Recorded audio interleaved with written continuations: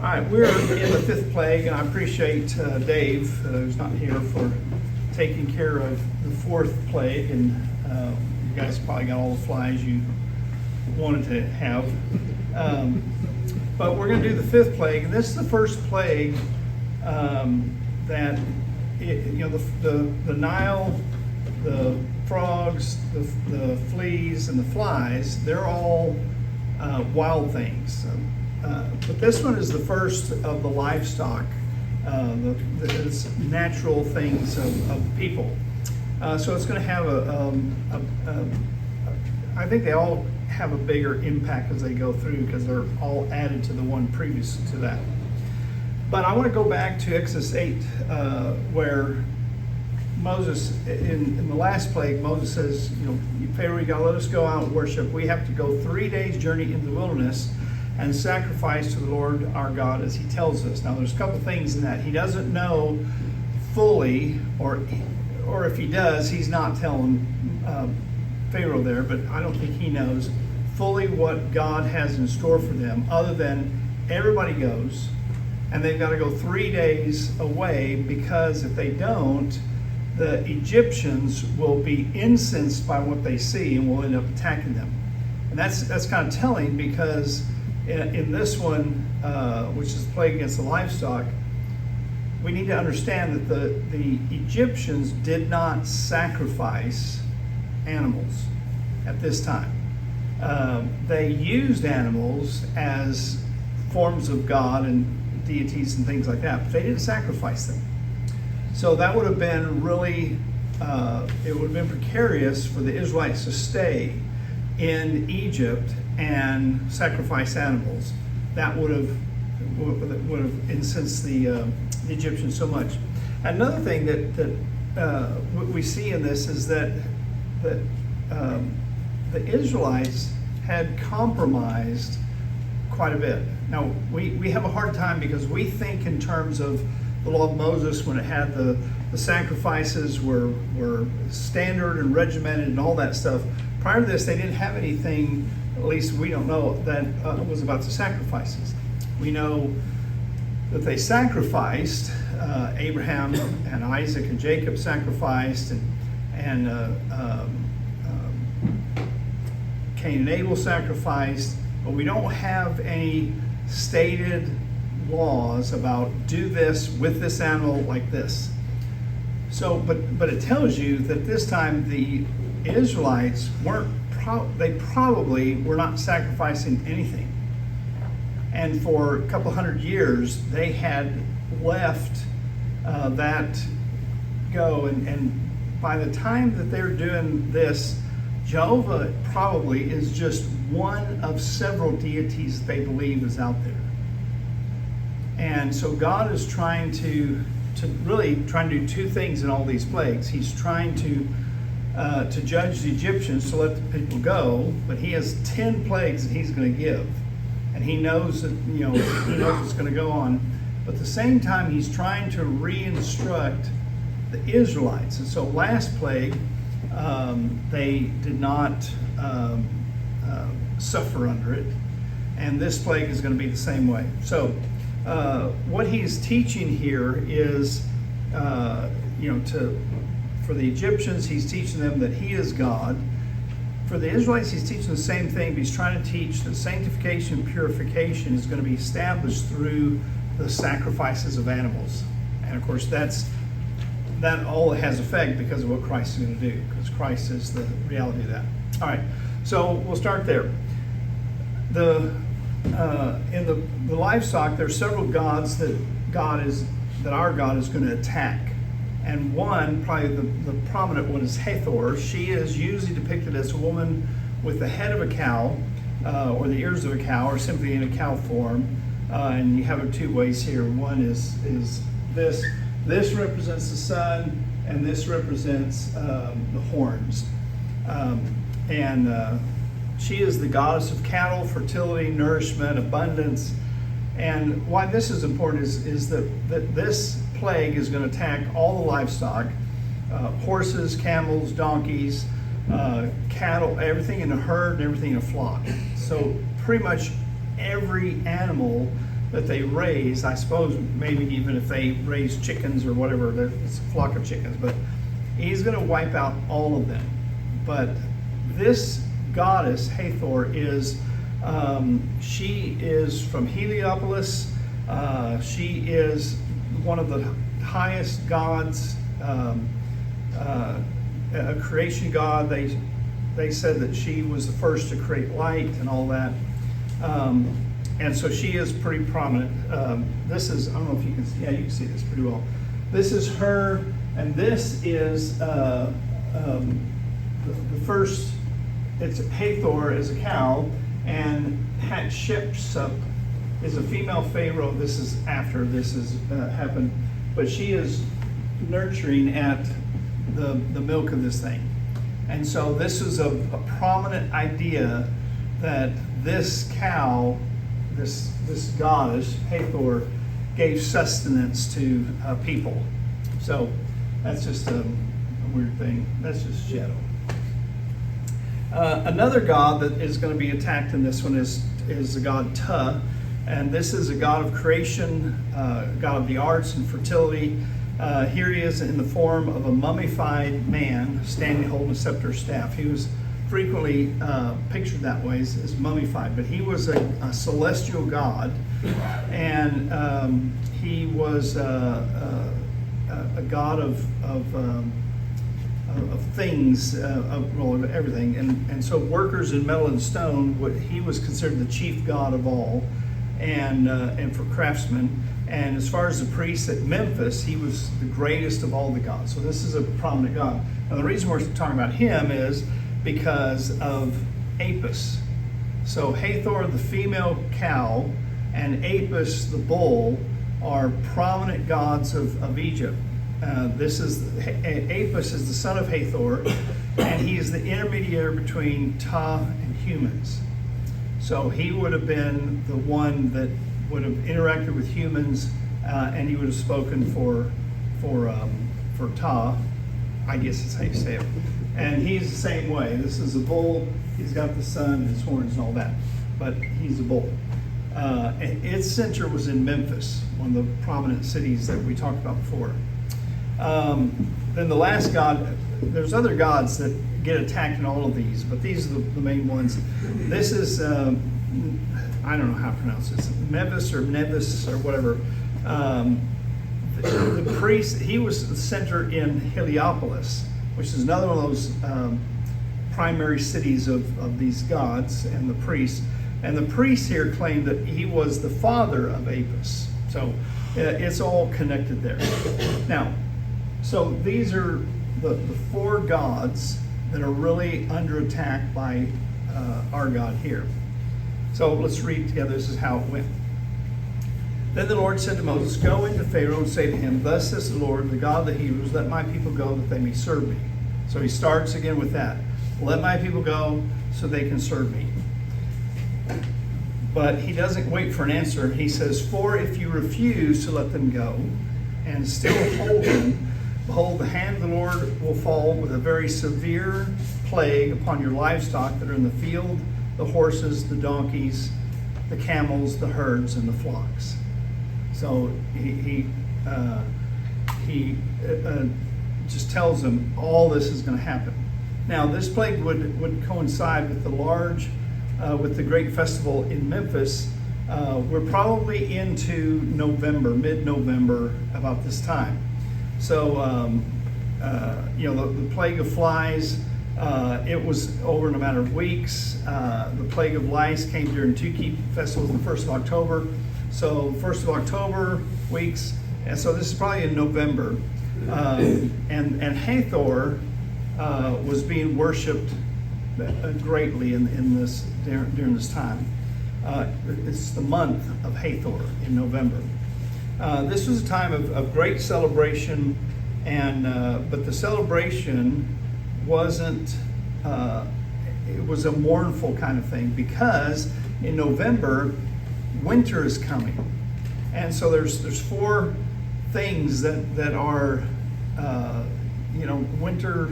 The beginning of winter sees some things. In Egypt, it was the falling of the Nile, so the level of the Nile dropped. the ceasing of the northern winds, which at that time of the year were being suppressed by the winds coming in from the south. 3, the length of the nights increased, the length of the days decreased, and the destitute conditions in which the land now appeared, the leaves are gone, all that. So all of that is a time of mourning, but it's a time that they're worshiping this Hathor and all these things. So that's what's happening when this plague hits. Let's see. So the Lord will make a distinction, between the livestock of Israel and the livestock of Egypt, so that nothing of all that belongs to the people of Israel shall die. So everything in Egypt, all these animals are going to die, but not in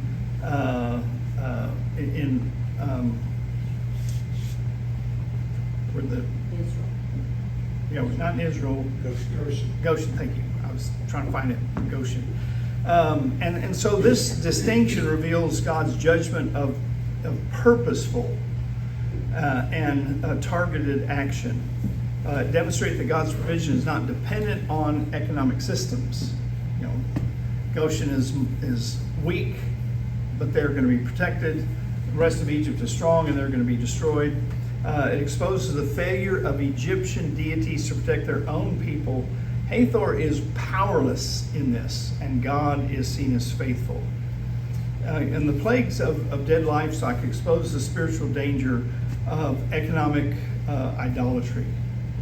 And think about if I was trying to think of what would work in a modern example.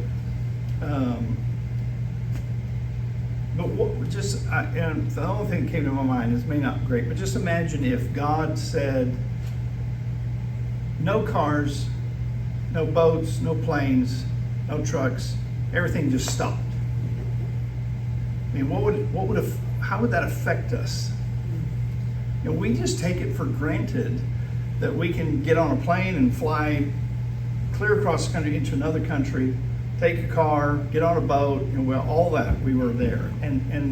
But if it just stopped, you're really going to think we're not as mobile. I mean, if something like that happened while we were up there, we would be up there. And I suppose we'd get down in a few months, possibly. But but when this happens, it happens in a way that these people are not going to be ready for.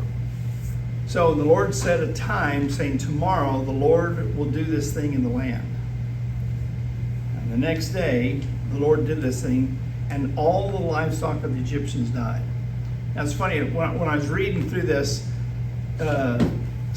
some of the authors would say with the disease, as if they got sick and whatever. But that's not what he says. He says they're going to die, and I think that they died like that. And if the people are, they're not sacrificing their animals. These are, every year like Aphis, there was one bull that was designated as Aphis, and he would live, until he died. And when he died, they would mummify him and bury him. I've read several stories where people have gone to Egypt, and they've discovered, this is back in the 20s and 30s and stuff, they discovered some of these places, and they found one that had, like in Memphis, 30 big sarcophaguses, each with a bull in it. And when the bull died, they didn't just chunk him, because he was a god. And then they went and they looked for another bull, a young one that had certain markings, and they had to sign off on these markings, and then that would become the next Aphis bull. And so during this time, the Aphis bull is brought out, and he's decked out, and he's paraded around. And they would have several ceremonies, and the other bull,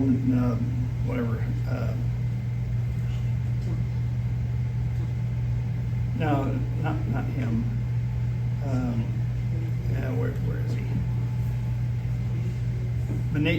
Menevus in Heliopolis would have been the same thing. They would be having, here we are. They would be worshiping this thing and all this stuff. People would be, would come in, and can you imagine what it would have been like if in one time he just and fell over, and the other bull, and then all the camels and all the horses and all the sheep or whatever they had, all of that, all over the land of Egypt just died. And not only that, but not one of the livestock of the people of Israel died. Not one. If you think that God does two things, He kills all the ones in Egypt, but He makes sure none of them die in if there was one that was sick, he's well and he's hanging on, he's not dying, because none of them died in Goshen. And it would have been just an amazing thing to see all that. And it would be like for us, for cars, if all the cars just stopped working, what would it do? How would it upset our lives?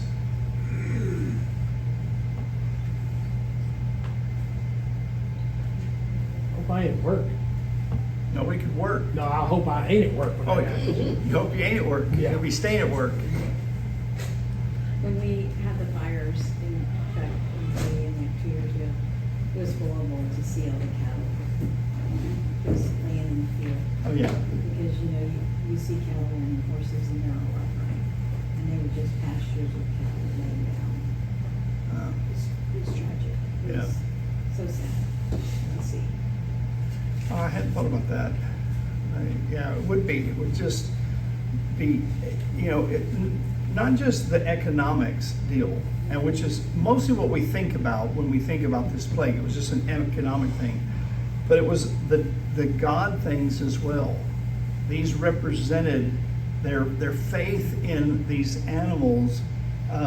It is so contrary to us. We don't. Maybe some dogs and cats among some people seem like they're getting up there in consideration. I think we spend $1 billion a year on pet costumes. I think I read that one time right. $1 billion a year on pet clothing, costumes, all that stuff. We have some pretty screwy thoughts about some of our animals, but when it comes to horses and cows and all that stuff, we don't elevate them like they did. But still, it would be terrible. I mean, what are they going to eat? Because they had the Nile, the frogs, the lice, and the flies that were all over everything that they were eating at that time. And you could put something over and keep something out maybe, but it's all gone, and you don't have anything. So then Pharaoh sent, and behold, not one of the livestock of Israel was dead. He sent somebody, go check out the Israelites. Now, what we're going to find is, in a couple of episodes, we're going to find when the hail comes, there's livestock. Where did the livestock come from? Yeah, they would have gone to the Hebrews and they would have taken them. And so that's the ones that were not in the field earlier. What were you talking about? The hail? Yeah, in here when it said the ones that were going to die were the ones that were in the field, so there could have been some that were. No, you're thinking of the next one, the hail. The hail, they're given, and that'll be an interesting thing. They're given a choice. You can bring them in or not. Well, it just said back up a little bit. It said. All the livestock. Go back a little further, a little more.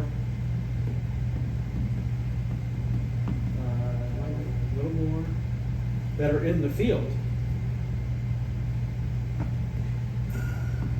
Well, I'm thinking that would be a colon if you're being grammatically accurate. So all the livestock, they were in the field, which would be the horses in the field, donkeys, camels. yeah, he's saying the ones that weren't in the field survived. They may have Yeah, and I'd survived. I say mean, I this- think that's This, possible. it looks like, Well, what livestock don't live in the field? Some of them had to survive because the boils got them. Unless there was enough. Where do the babies live? Did they have barns? They went, well, here's the way I see it. All of the animals died in Egypt. None of the animals in Goshen died. Pharaoh sent the guy saying, they came back and reported that. How long do you think it would be before Pharaoh says, we'll go get them Take 'em. and bring them here? Sure. That's what I think, where all these animals came from after that. Maybe they didn't, but it doesn't, because the next time he says, they have the choice of, and some of the Egyptians didn't, and some of the Egyptians did. And, that's said there, but not here, but you could be right. But didn't they also say bring in everybody because if you're outside? Not on this one. No, but it's the hail one? So like not just livestock, but, Yeah. and living creatures that you don't want to die Yeah. in the hail should all take. And some, that's a different thing there, because some had the opportunity to obey and some didn't. we were talking about, some horses must have made it, because they had them for chariots to go after the Israelites later. Now, theoretically possible that they were Israelite horses. Yeah. No way to know, but it is interesting, that notion of in the field and then the next, when you talk about hail, bring them in or not bring them in, it's our ways are not God's ways, right? Yeah. It's like, Yeah, that's, Sorry. No, I think no, that's fine, I get it. Yeah, and it could be. They could have gotten them from other places, but they could have had some that survived. But anyway, what? No, the field thing, I think it's just simple. All the animals were in the field, they were exposed, died. Any animals that were in protected buildings or like suckling their babies or whatever, they don't mention it. And then when they have livestock mentioned later, it could be those animals or animals they stole from the Israelites or some other place. Or brought from somewhere else. Yeah, but that's not the point, which is why it's not Right. written there. Yeah. So, anyway, having said all that, it does say all the livestock of the Egyptians died, though, right here, but not one of the livestock of the people of Israel died, and that is pretty dramatic. And they, it's crazy. Pharaoh sent, and behold, not one of the livestock of Israel was dead. But the heart of Pharaoh was hardened; he did not let the people go. Same thing every single time.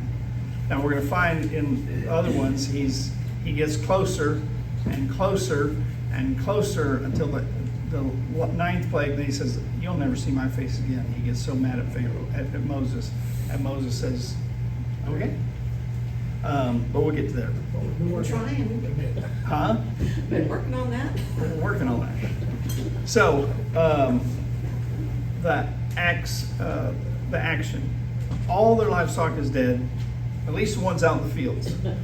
Maybe the ones inside didn't, but no, it's horses, huh? All is all. All's all. Horses, donkeys, camels, herds, and flocks. That's pretty well covers all of them. And Chickens. Flock of chickens. I don't know if they had chickens or what, but the horses. They use those in military. Donkeys they use in camels, and for transport. Everything that they used is gone, and it had to be pretty impactful for the people. This is only half through in all of this. And so we've gone from 4 natural things and now to a domestic thing. But these 5, none of these affect the people. Well, that's about to change next time. That's going to, affect them directly.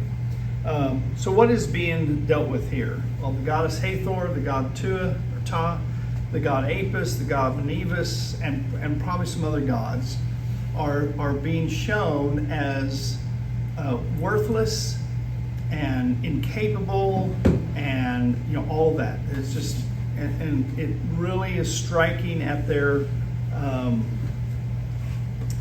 faith and their belief in these gods. Aspects of doctrine being destroyed. Completion regarding the doctrines of purification of Memphis, Thebes, and Heliopolis. These doctrines of purification are just, they're worthless. And so commencement regarding doctrines of sacrifices, practices of the four religious centers is being destroyed. Again, these four religious centers are Thebes, Heliopolis, Hermopolis, and Memphis, and they're being sacked, so to speak. The purpose of these is to begin to address the practice and belief regarding sacrifice, change the behavior of the people regarding purification of sacrifice, and continue to change the spiritual climate over the nation. So that's what's being done. Okay, having said all that, comments.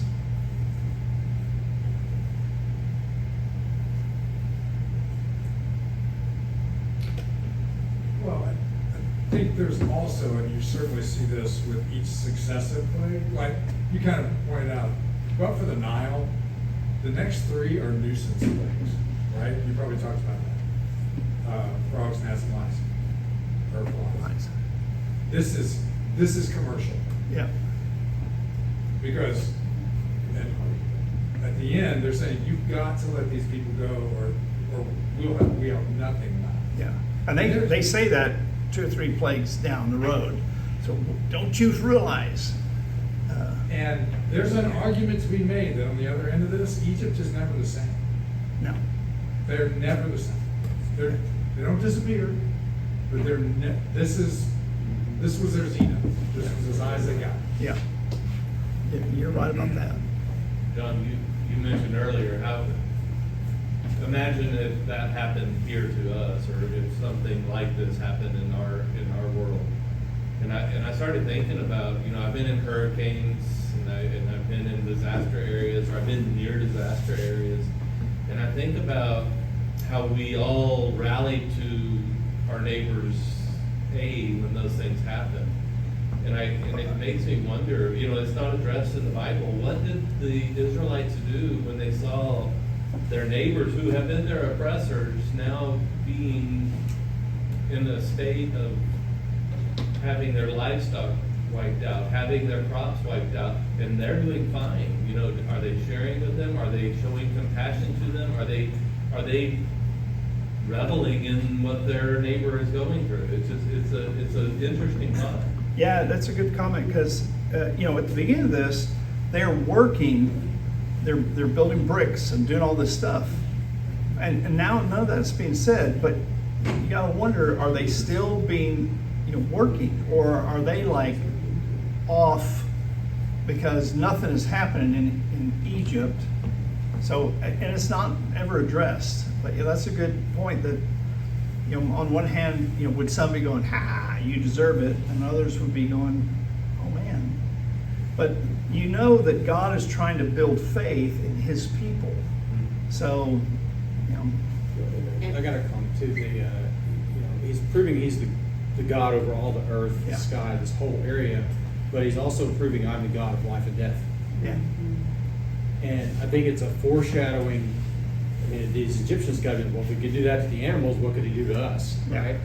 I think it's a foreshadowing of the foreshadowing. Yeah. Of that. And he could have, Moses says that, he could have just at any time, but he doesn't. And when something bad happens, or we've thought about, like 9/11, all the looters, come and take what they want.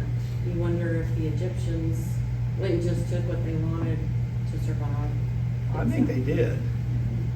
And they were probably, those ones were scared. You don't turn on the light, so people come in, Yeah.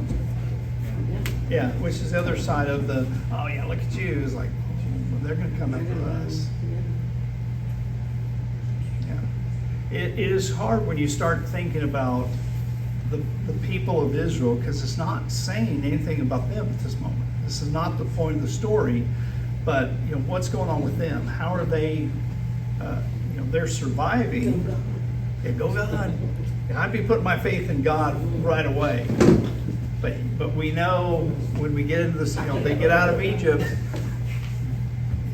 they all die in the wilderness, except the kids and Joshua and Caleb. They're the only ones who don't. So they had a hard time themselves.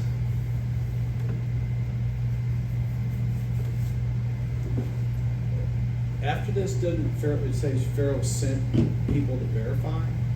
Yeah, he sent some people to Goshen, Yeah. find out about them. So it makes you wonder if, like, he heard the rumors of the flies, didn't hit them, but hit our people. And so this time he's gonna verify it. Yeah. Yeah, they still have animals, they're still fine. Yeah. And what about, this is the way it is for everyone. I read them all this afternoon again, and the 3 days of darkness, they couldn't see, anybody. And I gotta wonder that there's a line somewhere between Goshen and the rest of it. This side is pitch black, this side is not. And that would have been pretty crazy. God is really, He is judging these people. He's also giving 10 lessons to His people of why you should trust me. And those 10 lessons need to be remembered by us. God He takes care of us. So when things like that happen in our world today, whether they're, and I don't know until God says it, with hurricanes, and some people will say, oh, God brought this judgment. Maybe He did. Maybe it was just a natural thing.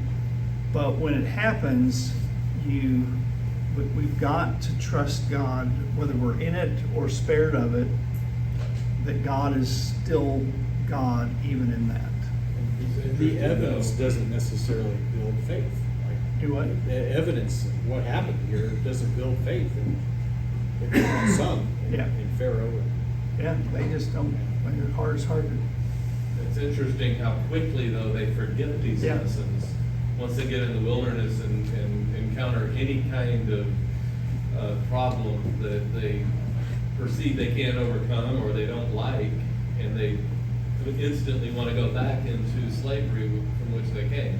Yeah. So that lesson didn't seem to stick. That is the craziest part of this. And I would love to say I would not have been there. But if I lived in Egypt that time, I would have been the same way. And so I'm grateful to God that He has it here. We can read this, in our bedrooms and take it to heart. They were in captivity for nearly double the amount of time the United States has been a country. Yep. So that they couldn't throw off 430 years of history in 40 years in the wilderness really shouldn't be that big a surprise. Yeah. I think God had to prepare them to take possession of the land of Canaan, and the way He had to prepare them was to focus on the kids. Yeah. That they were not going to be able to shake that off. Yeah.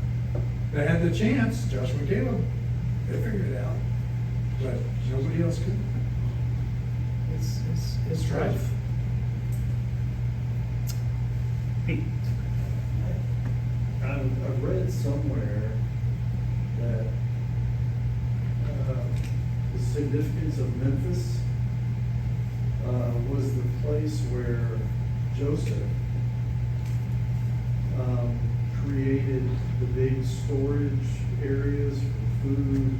He dug canals, and he created the opportunity for people to come and get food there. Yeah.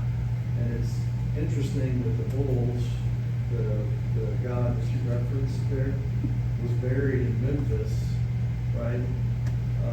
So I think that's pretty interesting that, Memphis is mentioned, and the bulls were buried there. Joseph was the one that created, remember the livestock and the dream Yeah. and all that? He was the one that, basically saved Egypt Yeah, and the world, the known world at that time. yeah. Pretty interesting. Yeah, and it's frustrating to see at the time, Joseph and his family would have been like top, and then now they're at the bottom. They're about to be at the top again, sort of, but, and it should be a good reminder to us, we just celebrated 250 years, and it's, just over half of the 400 years that Israel was in Egypt. We don't know what's going to happen, and we are in many ways like Egypt. We are at the top of everything, and we take so much for granted, and we use so much for granted, and all that. But if it changes, where are we going to be? We still should be people who have put our faith in God. But I would bet if something major happened like that, a ton of people would not. But I don't know. One of the things I found interesting was he kept pleading, let him go so they can worship me. Yeah. It wasn't let him go so they can have more freedom. Yeah. It was let him go so they can worship me. It made me think about how important our worship is, Yeah. how much he longs for us to worship him. Yeah. Worship is everything. Be faithful in our worship, Yeah, that's true. Worship is everything. All right, anything else?